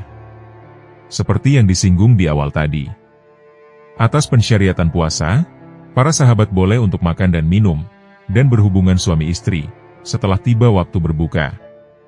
Dengan syarat, itu semua dilakukan sebelum tidur. Jika sudah tertidur, maka semua yang tadi tidak boleh dilakukan, walaupun mereka tidak tidur hingga fajar. Imam Al-Qurtubi menjelaskan, bahwa Imam Al-Bukhari meriwayatkan dari Al-Bara bin Azib, ia berkata, bahwa pada awalnya, para sahabat Rasulullah SAW ketika berpuasa, mereka tidak makan ketika ia tertidur sebelum berbuka, hingga esoknya mereka lanjut berpuasa lagi tanpa makan. Dalam riwayat lain, sahabat Qais bin Shirmah Al-Ansori pernah berpuasa, di mana siang harinya beliau habiskan untuk mengurus pohon kurma. Pekerjaan Qais bin Shirmah Al-Ansori begitu sangat berat dan melelahkan. Ketika waktu berbuka sudah hampir tiba, ia datang kepada istrinya seraya menanyakan apakah ada makanan. Namun, istrinya menjawab tidak ada. Akan tetapi, setelah itu istrinya berusaha mencarikannya. Ketika menunggu istrinya mencari makan, Qais ini ketiduran karena kelelahan dalam bekerja siang hari tadi. Mengetahui suaminya tertidur, maka istrinya tidak berani membangunkan, walaupun diketahui suaminya dalam keadaan lapar. Keesokan harinya, Qais tetap berpuasa walaupun sebelumnya tanpa berbuka, dikarenakan aturan saat itu tidak boleh makan setelah ia tertidur. Di pertengahan hari berikutnya, didapati Qais pingsan karena belum makan sama sekali. Kemudian cerita ini sampailah kepada Nabi Muhammad. Setelah peristiwa itu maka turunlah ayat berikut. Dihalalkan bagi kamu pada malam hari bulan puasa bercampur, atau berjima, dengan istri-istri kamu. Dari sana mereka semua bergembira, lalu turun kelengkapan ayat berikutnya. Dan maka minumlah hingga terang bagimu benang putih dari benang hitam, yaitu fajar, atau subuh. Dan dalam waktu bersamaan, Sayyidina Umar bin Khattab radhiyallahu anhu juga menceritakan, bahwa dirinya sempat mendatangi istrinya. Padahal, waktu itu dilakukannya setelah bangun dari tidur, yang sebenarnya tidak boleh dilakukan. Kemudian Sayyidina Umar mengadu kepada Rasulullah perihal masalahnya. Akhirnya Allah menurunkan firman-Nya yang berbunyi, dihalalkan bagi kamu pada malam hari bulan puasa bercampur dengan istri-istri kamu. Dan maka minumlah hingga terang bagimu benang putih dari benang hitam, yaitu fajar, atau subuh. Demikian sejarah singkat pensyariatan puasa Ramadan, dan kisah para sahabat ketika menjalani puasa. Cerita ini dinilai sebagai penyempurna dari persyariatan puasa yang melalui 3 tahapan.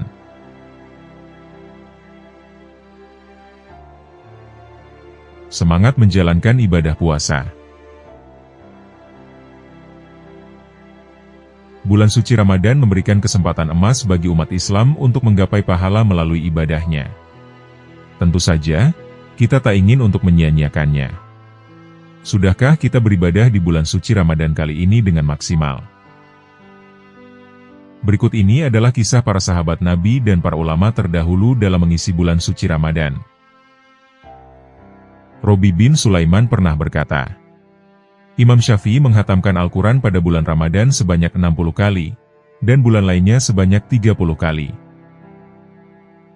Sebagai bulan musim semi Al-Quran, Ramadan memiliki keutamaan bagi para sahabat Nabi dan ulama salaf terdahulu. Dibandingkan kita sebagai orang-orang di zaman sekarang, ibadah kita tentu tiada apa-apanya. Dikala kita menyibukkan diri dengan pemilihan pakaian baru, dan hidangan untuk berbuka. Maka tahukah Anda, bahwa Sayyidina Utsman bin Affan menghatamkan membaca Al-Quran setiap hari. Sebagian sahabat menghatamkan Al-Quran setiap 7 malam pada sholat-sholat malam mereka. Sementara sebagian para salafus soleh menghatamkan Al-Quran pada sholat malam, setiap 3 malam di bulan Ramadan. Sebagiannya pula menghatamkan Al-Quran setiap 7 atau 10 malam. Imam Qatadah misalnya, beliau menghatamkan setiap 7 malam. dan pada bulan Ramadan setiap 3 malam, serta setiap malam pada 10 malam terakhir. Apabila datang bulan Ramadan, Sufyan Ats-Tsauri meninggalkan segala aktivitasnya, dan mulai memfokuskan dirinya membaca Al-Quran. Diriwayatkan bahwa Al-Walid bin Abdul Malik menghatamkan Al-Quran setiap 3 hari, dan pada bulan Ramadan sebanyak 17 kali. Rabi bin Sulaiman berkata, Imam Syafi'i menghatamkan Al-Quran pada bulan Ramadan sebanyak 60 kali dan bulan lainnya sebanyak 30 kali. Syekh Abu Bakar bin Ali Al-Haddad berkata, Aku mendapat cerita langsung dari Rabi bin Sulaiman tentang Imam Syafi'i, bahwa dia, Imam Syafi'i, menghatamkan Al-Quran pada bulan Ramadan sebanyak 60 kali, di luar bacaan sholatnya yang bisa mencapai 59 kali. Sementara di bulan selain Ramadan, dia menghatamkan sebanyak 30 kali. Sementara itu, Imam Bukhari menghatamkan Al-Quran pada siang hari bulan Ramadan 1 kali hatam. Dan pada sholat malamnya setiap 3 hari 1 kali hatam. Ibnu Rajab Al-Hambali berkata, Hanya saja terdapat larangan menghatamkan Al-Quran kurang dari 3 hari. Namun pada waktu-waktu yang memiliki keutamaan seperti bulan Ramadan, terlebih pada malam-malam Al-Qadr, dan pada tempat-tempat yang utama seperti Makkah, bagi yang mendatanginya. Maka dianjurkan memperbanyak membaca Al-Quran, untuk mengambil keutamaan waktu dan tempat. Inilah yang dikatakan oleh Imam Ahmad bin Hambal, Imam Ishaq bin Rahwayh, dan para imam lainnya. Para sahabat Nabi radhiyallahu anhu tidaklah membaca Al-Quran sebanyak 1-2 ayat, sebagaimana yang dilakukan sebagian umat Islam. Riwayat dari Sa'id bin Yazid mengatakan, Umar bin Khattab radhiyallahu anhu memerintahkan Ubay bin Ka'ab dan Tamim Ad-Dari radhiyallahu anhu untuk membangunkan orang-orang agar mendirikan 11 rakaat. Mereka menghidupkan malam hingga menjelang waktu fajar. Para sahabat Nabi juga banyak yang menghatamkan surah Al-Baqarah dalam 12 rakaat ringan, bukan tergesa-gesa membacanya seperti di zaman sekarang. Bahkan, dari mereka ada yang menghatamkan surah Al-Baqarah dalam 8 rakaat sholat saja. Dari Nafi bin Umar bin Abdullah berkata, Aku mendengar Ibnu Abi Mulaikah berkata, bahwa dirinya melaksanakan sholat dalam bulan Ramadan, yang dalam 1 rakaatnya membaca surah Fathir dan sejenisnya. Namun, tidak ada yang merasa berat dengan hal itu. Para ulama salaf senantiasa bangun malam, meskipun usia mereka telah lanjut. Dalam riwayat para sahabat Nabi disebutkan, di antara mereka ada yang mencapai usia 130 tahun, namun membaca 40 ayat dalam 1 rakaat sholat pada bulan Ramadan. Abu Roha Al-Uthoridi misalnya, beliau menghatamkan Al-Quran dalam sholat setiap 10 malam. Dalam hal kedermawanan, keluarga Nabi senantiasa meneladani Nabi Muhammad SAW. Mereka selalu berbuka dengan orang-orang fakir miskin. Mereka berbagi dengan orang-orang yang menyinggahi rumahnya, dengan memberikan berupa makanan yang mereka makan. Di saat umat zaman ini mempersiapkan berbuka dengan beragam makanan, mulai makanan pembuka hingga makanan penutup. Pada zaman dahulu, baginda Nabi bahkan merelakan satu-satunya gelas susunya, untuk diminum orang lain. Lalu kemudian beliau hanya minum seteguk air untuk berbuka puasa. Bulan Ramadan juga melatih kita, untuk menahan diri dari berbicara yang tidak penting.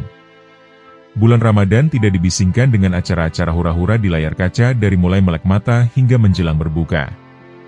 Rasulullah SAW bersabda, Siapa yang tidak meninggalkan perkataan yang sia-sia dan melakukannya, maka Allah tidak lagi memerlukan puasanya atas makanan dan minuman. Hadis riwayat Bukhari. Sayyidina Umar bin Khattab radhiyallahu anhu berkata, puasa bukan saja menahan diri dari makanan dan minuman, namun juga menahan diri dari berdusta, kebatilan, senda gurau, dan sumpah palsu. Sayyidina Ali bin Abi Thalib radhiyallahu anhu juga berkata, sesungguhnya puasa bukan saja menahan diri dari makanan dan minuman, namun juga menahan diri dari dusta, kebatilan, dan senda gurau. Jabir bin Abdullah radhiyallahu anhu berkata, "Jika engkau berpuasa, maka puasailah pendengaranmu, penglihatanmu, dan lisanmu, dari bohong dan perbuatan dosa. Jauhilah berbuat jahat kepada pembantumu. Jadikanlah diri kalian sebagai orang yang sabar dan tenang dalam puasa kalian. Jangan jadikan hari berbuka dan hari puasamu sama saja."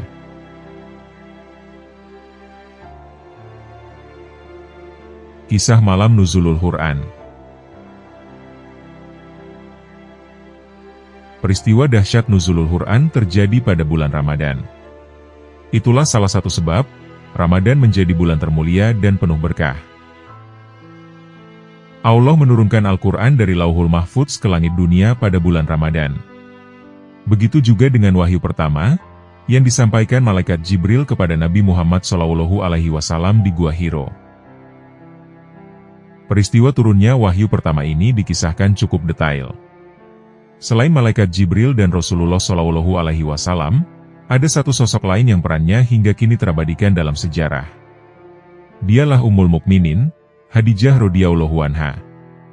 Sayyidah Khadijah begitu populer dalam khazanah Islam. Beliaulah yang membela Nabi Muhammad. Beliaulah yang mengorbankan seluruh harta dan dengan segenap jiwanya, untuk mendukung perjuangan menegakkan agama Islam. Bagaimana peran Khadijah usai malam nuzulul Quran? Berikut kisah selengkapnya. Salah satu kebiasaan dari masyarakat Arab adalah menyendiri, atau berkholwat, untuk menjauhi keramaian. Demikian halnya dengan Nabi Muhammad SAW. Melihat degradasi moral masyarakat Arab waktu itu, beliau memutuskan untuk mengasingkan diri. Dengan hanya berbekal sedikit makanan, beliau menuju Gua Hiro. Beliau menyendiri selama berhari-hari di Gua Hiro. Apabila bulan Ramadan telah berlalu, Nabi Muhammad SAW kembali ke kediamannya, untuk menemui istrinya Sayyidah Khadijah. Tepat ketika malam 17 Ramadan tahun 610 Masehu, datanglah malaikat Jibril mendekapnya dengan kuat seraya berkata, "Iqra, bacalah." Dengan rasa ketakutan, Nabi Muhammad SAW menjawab, "Aku tidak dapat membaca." Kemudian ia melepaskanku dan berkata lagi, "Iqra, bacalah." Dan kemudian Nabi menjawab, "Aku tidak dapat membaca." Nabi kembali didekap dengan kuat, sehingga kehabisan tenaganya. Lalu Jibril untuk ketiga kalinya mendekap Nabi Muhammad SAW dengan kuat, seraya berkata, "Bacalah, dengan menyebut nama Tuhanmu yang menciptakan. Dia telah menciptakan manusia dari segumpal darah. Bacalah, dan Tuhanmulah yang Maha Pemurah, yang mengajar manusia dengan perantaran kolam atau pena. Dia mengajar kepada manusia apa yang tidak diketahuinya." Quran Surat Al-Alaq, ayat 1 hingga 5. Dalam keadaan yang sangat takut, Nabi Muhammad SAW dengan tergesa-gesa kembali menuju kediamannya. Khadijah ketika mendapati Nabi SAW dalam kondisi ketakutan, ia menanyakan perihal yang dialami oleh Nabi SAW. Nabi pun tidak sanggup menjawab. Beliau hanya meminta agar tubuhnya diselimuti. Khadijah pun bergegas mengambil selimut, kemudian menyelimuti Nabi Muhammad SAW. Setelah dirasa kondisi Nabi Muhammad agak tenang, Khadijah menanyakan sesuatu yang dialaminya, sehingga beliau merasa amat ketakutan. Nabi Muhammad SAW kemudian bercerita kepada Khadijah, "Sesungguhnya aku mencemaskan diriku." Khadijah kemudian berkata, "Sama sekali tidak, demi Allah, sesungguhnya Allah selamanya tidak akan menghinakan engkau. Sesungguhnya engkaulah orang yang selalu menyambung tali persaudaraan, selalu menanggung orang yang kesusahan, selalu mengusahakan apa yang diperlukan, selalu menghormati tamu, dan membantu derita orang yang membela kebenaran." Setelah kejadian itu, keesokan harinya Khadijah pergi membawa Nabi Muhammad SAW menemui Warokoh bin Naufal, bin Asad bin Abdul Uzza, anak dari paman Khadijah. Warokoh adalah seorang Arab pemeluk agama Nasrani di zaman jahiliyah. Ia pandai menulis kitab dalam bahasa Ibrani, dan ia pun menulis Injil dengan bahasa Ibrani. Ia seorang tua yang buta. Khadijah berkata kepada Warokoh bin Naufal, "Wahai anak pamanku, dengarkanlah cerita anak saudaramu ini." Warokoh lalu bertanya kepada Nabi, "Wahai anak saudaraku, apakah yang kau lihat?" Lalu Nabi menceritakan tentang apa yang beliau lihat dan alami di Gua Hiro. Kemudian Warokoh berkata lagi kepada Nabi Muhammad, "Itulah Namus, atau Jibril, ialah yang pernah diutus Allah kepada Musa. Mudah-mudahan aku masih hidup di saat engkau diusir kaummu." Rasulullah lalu bertanya, "Apakah mereka akan mengusirku?" Warokoh kemudian menjawab, "Iya benar, sebab setiap orang yang membawa seperti apa yang engkau bawa, pasti ia akan dimusuhi orang. Jadi, kelak engkau akan mengalami masa-masa seperti itu. Dan jika aku masih hidup, aku pasti akan menolongmu sekuat tenagaku." Namun karena usianya yang sudah tua, dan belum sempat mengalami dakwah Nabi Shallallahu Alaihi Wasallam dalam menyampaikan wahyu, tidak lama kemudian Warokoh bin Naufal meninggal dunia.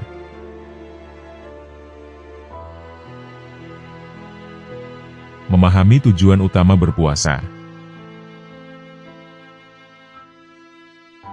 Di antara tujuan puasa adalah latihan untuk mengontrol diri, atau self-control. Mengendalikan diri sendiri bukan perkara mudah. Sebab itu, selama 1 bulan penuh di bulan Ramadan, umat Islam dilatih untuk mengontrol dirinya, belajar untuk mengendalikan hawa nafsu, fokus pada perintah Allah, tidak terlena godaan setan dan maksiat. Orang yang mampu mengontrol diri, menjaga diri agar tidak terjebak pada kemaksiatan, dan mendorong dirinya untuk terus-menerus melakukan perintah Allah, diistilahkan Al-Quran dengan orang yang bertakwa, atau Al-Muttaqin. Inilah yang menjadi tujuan utama berpuasa. Seperti disebutkan dalam surat Al-Baqarah, ayat yang ke-183. Artinya, wahai orang yang beriman, diwajibkan atas kalian puasa, sebagaimana diwajibkan bagi orang-orang sebelum kalian. Semoga kalian menjadi orang yang bertakwa. Quran Surat Al-Baqarah, ayat 183. Dalam Mafatihul Ghaib, Imam Fahruzi Ar-Razi ketika menafsirkan ayat ini menjelaskan, bahwa puasa akan melahirkan ketakwaan. Yang mana, salah satu tujuan takwa itu adalah untuk meredam dan mengontrol hawa nafsu. Ada banyak kesalahan dan kemaksiatan yang lahir dari hawa nafsu, terutama nafsu yang timbul perut dan kemaluan. Sayyidina Ali bin Abu Thalib juga pernah mengatakan, anak Adam dapat binasa karena 2 anggota tubuh, yakni perut dan kemaluan. Apa yang dikatakan Sayyidina Ali tadi, sesuai dengan hadis riwayat Abu Hurairah, bahwa Rasulullah pernah ditanya, tentang faktor apa saja yang membuat orang banyak masuk surga. Nabi Muhammad SAW lalu menjawab, takwa dan akhlak yang bagus. Kemudian Nabi ditanya lagi, apa yang menyebabkan banyak orang masuk neraka? 2 anggota tubuh, yakni perut dan kemaluan, jawab Nabi. Hadis riwayat Ibnu Majah. Ada banyak kerusakan di dunia ini, terjadi karena manusia tidak bisa mengontrol perut dan kemaluannya. Puasa merupakan salah satu latihan terbaik, untuk dapat mengendalikan perut dan kemaluan. Itulah yang menjadi tujuan hakikat dari puasa. Kalau manusia sudah mampu mengendalikan nafsunya, kedekatan dirinya dengan Allah Subhanahu wa Ta'ala juga akan semakin terjalin, dan semakin termotivasi untuk beribadah kepada Allah Subhanahu wa Ta'ala. Awal mula adanya sholat sunnah tarawih. Ramadan merupakan bulan yang mulia dan penuh berkah. Di bulan ini, umat Islam dianjurkan meningkatkan ibadah, diantaranya melalui sholat sunnah tarawih. Sholat sunnah ini menjadi salah satu ibadah untuk menghidupkan Ramadan di malam hari. Berkaitan dengan sholat tarawih, sebenarnya Rasulullah sendiri hanya menjalankan sholat qiyamul Ramadan selama 3 malam saja, lalu tak pernah lagi berjamaah. Ini tercatat dalam kitab-kitab hadis mutabaroh, misalnya dalam riwayat Imam Bukhari berikut ini. Telah menceritakan kepada kami, Yahya bin Bukoir berkata, telah mengabarkan kepada kami Al-Laits, dari Ukail, dari Ibnu Syihab berkata, telah mengabarkan kepadaku Urwah, bahwa Aisyah radhiyallahu anhu mengabarkan kepadanya, bahwa Rasulullah Shallallahu alaihi wasallam pada suatu malam keluar di tengah malam, untuk melaksanakan sholat di masjid. Orang-orang kemudian mengikuti beliau, dan sholat di belakangnya. Pada waktu paginya, orang-orang membicarakan kejadian tersebut. Kemudian pada malam berikutnya orang-orang yang berkumpul bertambah banyak, lalu ikut sholat dengan beliau. Dan pada waktu paginya orang-orang kembali membicarakan kejadian tersebut. Kemudian pada malam yang ketiga, orang-orang yang hadir di masjid semakin bertambah banyak lagi. Lalu Rasulullah Shallallahu alaihi wasallam keluar untuk sholat, dan mereka sholat bersama beliau. Kemudian pada malam yang keempat, masjid sudah penuh dengan jamaah, hingga akhirnya beliau keluar hanya untuk sholat subuh. Setelah beliau selesai sholat fajar, beliau menghadap kepada orang banyak, membaca syahadat, lalu bersabda, Amma ba'du, sesungguhnya aku bukannya tidak tahu keberadaan kalian semalam. Akan tetapi, aku takut sholat tersebut akan diwajibkan atas kalian, sementara kalian tidak mampu. Abu Abdullah Al-Bukhari berkata, hadis ini dikuatkan oleh Yunus. Hadis riwayat Imam Bukhari. Adapun keterangan yang menunjukkan pada masa itu, bahwa penamaannya bukanlah sholat tarawih, tetapi Qiyamul Ramadan. Hal ini berdasarkan hadis berikut. Siapa yang mendirikan sholat di malam bulan Ramadan karena iman dan mengharap pahala, maka akan diampuni dosanya yang telah lalu. Hadis riwayat Bukhari Muslim. Sholat tarawih menjadi sholat yang dilakukan hanya pada bulan Ramadan. Dan sholat tarawih ini dikerjakan oleh Nabi Muhammad pada tanggal 23 Ramadan, tahun kedua Hijriah. Pada masa itu, Rasulullah Shallallahu alaihi wasallam mengerjakan sholat tarawih tidak selalu di masjid, terkadang juga dilakukan di rumah. Sebagaimana dijelaskan dalam hadis berikut ini. Dari Aisyah Ummul Mukminin radhiyallahu anha, sesungguhnya Rasulullah pada suatu malam sholat di masjid, lalu banyak orang sholat mengikuti beliau. Pada hari ketiga atau keempat, jamaah sudah berkumpul menunggu Nabi, tapi Rasulullah Shallallahu alaihi wasallam justru tidak keluar menemui mereka. Pagi harinya beliau bersabda kepada para sahabat, sungguh aku lihat apa yang kalian perbuat tadi malam. Tetapi aku tidak datang ke masjid, karena aku takut sekali bila sholat ini diwajibkan pada kalian. Sayyidah Aisyah lalu berkata, hal itu terjadi pada bulan Ramadan. Hadis riwayat Bukhari dan Muslim. Hadis ini menerangkan, bahwa Nabi Muhammad memang pernah melaksanakan sholat tarawih pada malam awal-awal bulan Ramadan. Hingga akhirnya, saat melihat antusiasme yang begitu tinggi dari para sahabat-sahabat, Nabi justru mengurungkan niatnya datang ke masjid, yakni pada hari ketiga atau keempat. Ada dua sebab mengapa Rasulullah tidak selalu melaksanakan sholat tarawih di masjid. Yang pertama, bisa jadi karena Rasulullah khawatir, karena sewaktu-waktu Allah menurunkan wahyu, yang mewajibkan sholat tarawih kepada umatnya.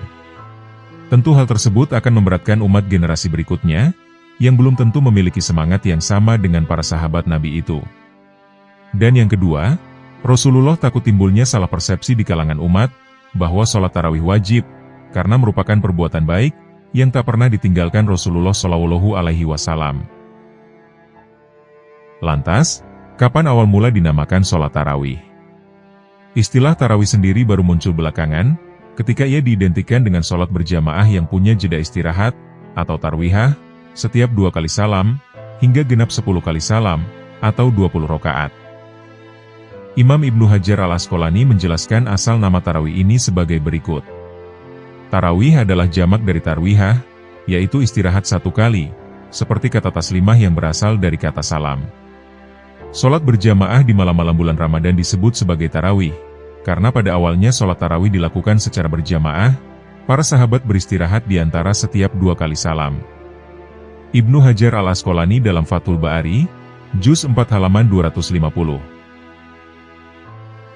Sudah maklum, bahwa peristiwa awal sholat tarawih berjamaah terjadi di masa Khalifah Umar bin Khattab, dengan imam tarawih sahabat Ubay bin Ka'ab, sebagaimana dijelaskan dalam hadis berikut. Dari Abdurrahman bin Abdul Qori, bahwa dia berkata, "Aku keluar bersama Umar bin Khattab radhiyallahu anhu pada malam Ramadan menuju masjid.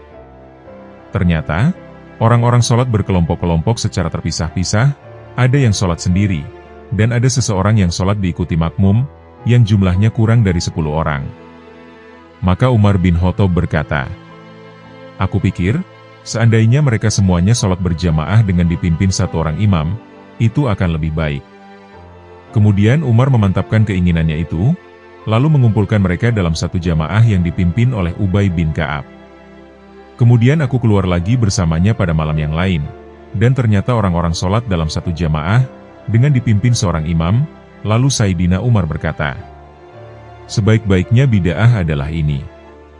Dan mereka yang tidur terlebih dahulu adalah lebih baik, daripada yang sholat awal malam, yang ia maksudkan untuk mendirikan sholat di akhir malam, sedangkan orang-orang secara umum melakukan sholat pada awal malam."